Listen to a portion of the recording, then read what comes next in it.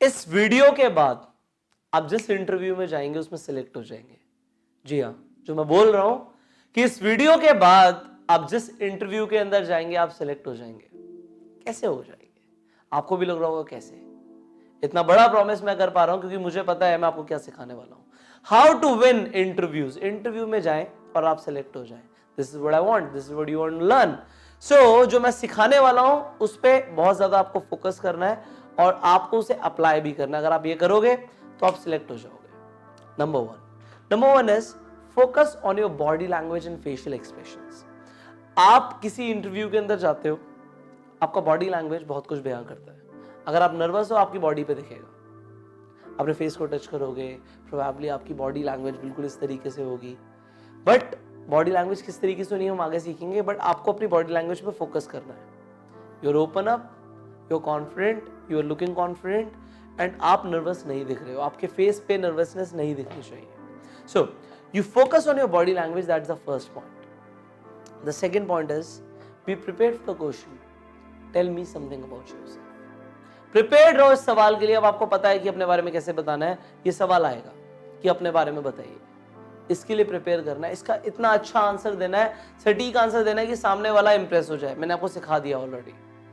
So be prepared for the question, tell me something about yourself. Now third is presentation of the CV is the presentation of you. लोग क्या करते हैं, मेरे पास भी जब हमारी कंपनी के अंदर लोग इंटरव्यू देने आते हैं, एक पेज पे ब्लैक एंड व्हाइट अपना रिज्यूमे ले आते हैं या सीवी भी उसे वो बोलते हैं कि 2 पेज का सीवी ले आते हैं एंड उसके बाद सामने आकर टेबल पे रख देते हैं।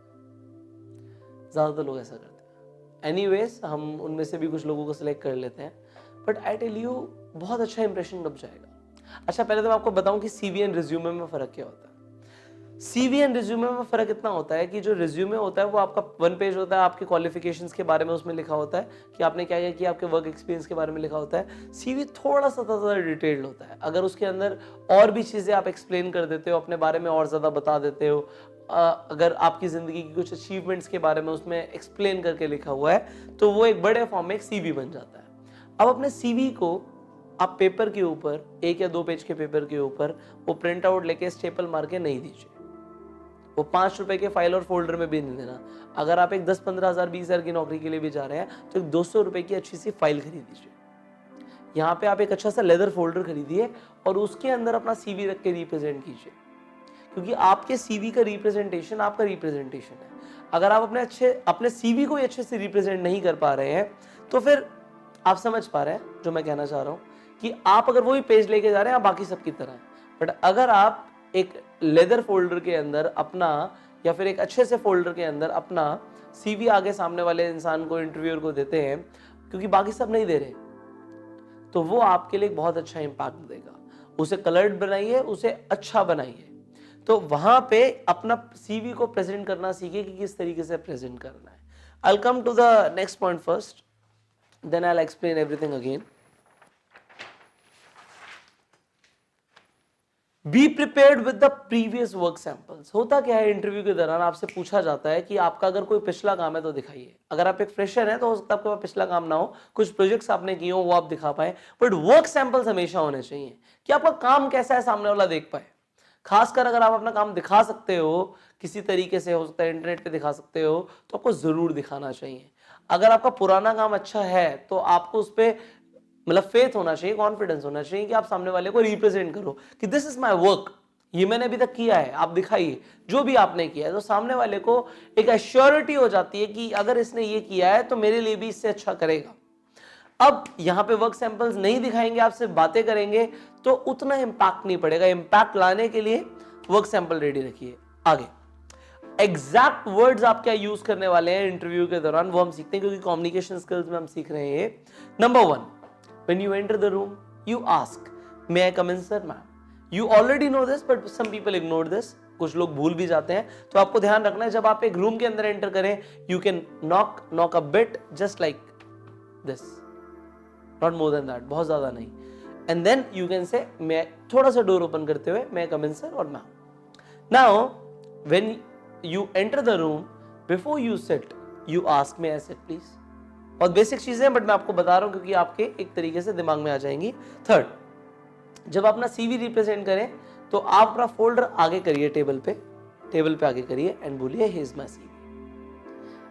Before they can ask something, आप अपना सीवी आगे कर दीजिए, क्योंकि वो इतने में देख पाएंगे, उससे रिलेटेड सवाल पूछ पाएंगे। देन डी इज, इसके बाद आपको क्या करना है, जब आपसे कुछ सवाल पूछे जा रहे हैं, उसके बाद इन दी एंड अगर बिल्कुल आगे आपने इंट्रोडक्शन दे दिया, सारी चीजें दे दी, तो आप बोलिए अपने इंट्रोडक्शन के एंड में आप ऐसा बोल सकते हैं कि as far as my other qualities are concern, I am a hard working and a responsible person. ये मैंने जानबूझकर यहाँ पे एक पॉइंट लिखा है कि आप इंटरव्यूअर को ये जताएं, ये बताएं कि आप एक मेहनती और एक रिस्पॉन्सिबल इंसान है, एक ऐसे इंसान है जो मेहनत करता है और जो रिस्पॉन्सिबिलिटीज लेगा, क्योंकि ये नंबर 1 क्वालिटीज होती हैं जो डिमांड की जाती हैं जब कोई आपको नौकरी दे रहा है। उसे एक हार्डवर्किंग इंसान चाहिए, उसे एक रिस्पॉन्सिबल इंसान चाहिए। और आपने बोला कि as far as my other qualities are concern, I am a hardworking person and I am a responsible person. तो जब आप ऐसा बोलेंगे, सामने वाले को इंपैक्ट जाएगा कि बाकियों ने नहीं बोला, आपने बोला, तो आप अलग हैं। अब the 6th point is, if you are a fresher, अगर आप फ्रेशर हैं और आपको नौकरी चाहिए, तो इस चीज का ध्यान रखना। आप सामने वाले इंसान को बोलिए, जब अगर आपसे वो पूछ रहे हैं कि आपको सैलरी क्या एक्सपेक्टेशंस हैं, आपकी कितनी सैलरी चाहिए, अभी आपका पॉइंट ये है कि आप सिलेक्ट हो जाए। सैलरी तो बाद में भी बढ़ जाती है, सैलरी तो काम करने के बाद भी बढ़ जाती है, वो मैं आपको बता दूंगा कैसे। अभी फिलहाल के लिए मैं आपको क्लियरली बताऊंगा कि आपको क्या करना है। आपको क्लियर बोलना है, अगर आप एक फ्रेशर हो, सैलरी डजंट मैटर सर, आप मेरा काम देखिए। Salary doesn't matter sir, you look at my work. अगर वो पूछता है कि सैलरी कितनी चाहिए, क्या चाहिए, तो बोलो सर सैलरी मैटर नहीं करती, you look at my work. अगर आपसे पूछा जाता है सैलरी कितनी है, कितनी चाहिए आपको, या कितनी आप ले रहे थे, और आपको ज्यादा सैलरी चाहिए और आपको जॉब भी चाहिए, तो आप हमेशा ना थोड़ी सी ज्यादा सैलरी बोल दो। लेट से आपको 20,000 ऑफर होने वाली है, आपको पता है कि 20,000 मिलने वाले हैं, और आपको 22 तक चाहिए लेट से, तो आप हमेशा ना 25 बोलो।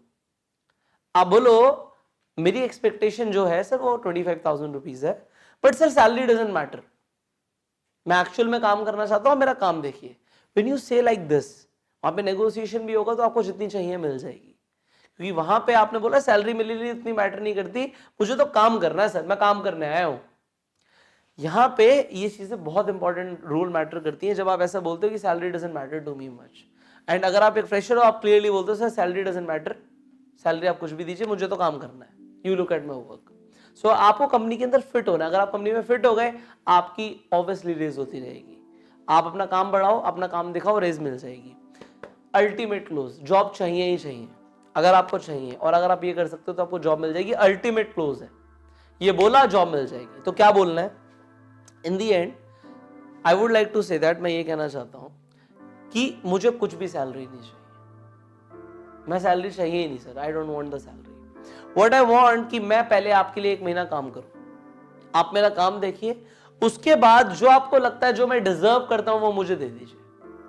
Whatever you think I deserve, you give me that, but पहले मैं 1 महीना काम करना चाहता हूं, मुझे 1 महीने की सैलरी चाहिए ही नहीं जी। जब आपने सामने वाले को बोला मुझे सैलरी ही नहीं चाहिए और मैं काम करना चाहता हूं, इट मीन्स सामने वाले के दिमाग में जा रहा है कि पैसे तो आपको कुछ ना कुछ देगा वो, अभी चाहे वो कम भी दे, बट द थिंग इज आपकी जॉब कंफर्म हो जाती है। यहाँ पे कुछ बचता नहीं है बोलने के लिए, मना करने के लिए कुछ बचता नहीं, क्योंकि आपने बोला मैं फ्री में वो काम करने के लिए तैयार हूँ। तो एक इंसान क्या बोलेगा ज्यादा से ज्यादा, अगर उसके पास सीट होगी तो बोलेगा चल भाई तो काम करके दिखा दे, काम होगा अच्छा लगेगा तो हम रख लेंगे तुम्हें। अल्टीमेटली उसने आपको रख लिया, you are in the company, you are in the organisation, इससे बड़ी बात क्या है। सो आप अल्टीमेट क्लोजर को यूज कर सकते हैं। अब मैं दोबारा से आपको सारे पॉइंट्स एक बार रिकॉल कराता हूं कि आप जब इंटरव्यू में जाएंगे तो आपको क्या करना है, आपको क्या बोलना है, exactly you need to know. सबसे पहले मैंने बोला था focus on your body language, you should not look nervous, you should look confident. Second मैंने आपको बोला कि be prepared for this question, tell me something about yourself. Introduction जब आएगा, इंट्रोडक्शन की प्रैक्टिस पहले से करके जानी है। Alright, third representation of your CV, अच्छे से एक फोल्डर के अंदर, एक लेदर केस के अंदर आप अपना सीवी प्रेजेंट करिए। Be prepared with your work samples, अपना काम लेके जाओ। Fifth, exact words to use, may I come in sir, may I sit please, here's my CV, as far as my other qualities are concerned, जहां तक मेरी और qualities की बात है, मैं एक हार्ड वर्किंग और रिस्पॉन्सिबल पर्सन हूं। ठीक है जी, वो आपके चेहरे पे दिखना चाहिए। वो आप सिर्फ झूठ नहीं बोलोगे, आप ऐसा सच में बन के दिखाओगे कि आप एक responsible and hard working person है। देन अगर आप एक फ्रेशर, आप बोल सकते हैं सैलरी डजंट मैटर सर, आप मेरा काम देखिए। एंड अल्टीमेट क्लोजर क्या है, सर मुझे सैलरी चाहिए ही नहीं, मैं 1 महीना फ्री में काम करना चाहता हूं। मैं चाहता हूं कि मैं काम करूं, एंड काम करने के बाद आप मेरा काम देखिए, आपको जो ठीक लगे, जो आपको लगता है मैं डिजर्व करता हूं, मुझे वो दीजिए, आप कंपनी के अंदर आ जाएंगे। सो जैसे मैंने आपको बोला था इस वीडियो की शुरुआत में कि इसके बाद आपको कोई भी जॉब दे सकता है, 99% केसेस में आपको जॉब मिल सकती है अगर आप ऐसा बोल देते हैं। But I tell you honestly, skills बहुत मैटर करती है। अगर आपको काम आता ही नहीं है, आपको कुछ नहीं आता, then it is a big deal. अगर आपको काम नहीं आता, आपको नौकरी नहीं मिलेगी। सो आप अपनी स्किल्स पे फोकस करो, अपने आप को स्किल्ड बनाओ, क्योंकि अल्टीमेटली अगर काम नहीं आता तो कंपनी क्या कर लेगी, आपको रख भी लेगी, फिर 1 महीने बाद निकाल देगी, क्योंकि काम नहीं आता। अगर काम आता होगा तो डबल ट्रिपल सैलरी भी देगी।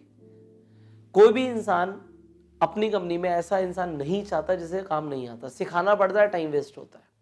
हाँ, अगर आप कंपनी में रह के सीख जाते हो, जल्दी सीखते हो, be the fast learner then, जल्दी सीखो, जल्दी कैच करो, मेहनत करो। अभी अगर आपको जॉब चाहिए तो मेहनत करिए, अपने ऊपर मेहनत करिए। सो आपने जो टिप्स सीखी हैं इन्हें अप्लाई कीजिए, वर्कशीट में जो लिखा है उसे कीजिए। I will see you in the next video. Till the time, you go self made.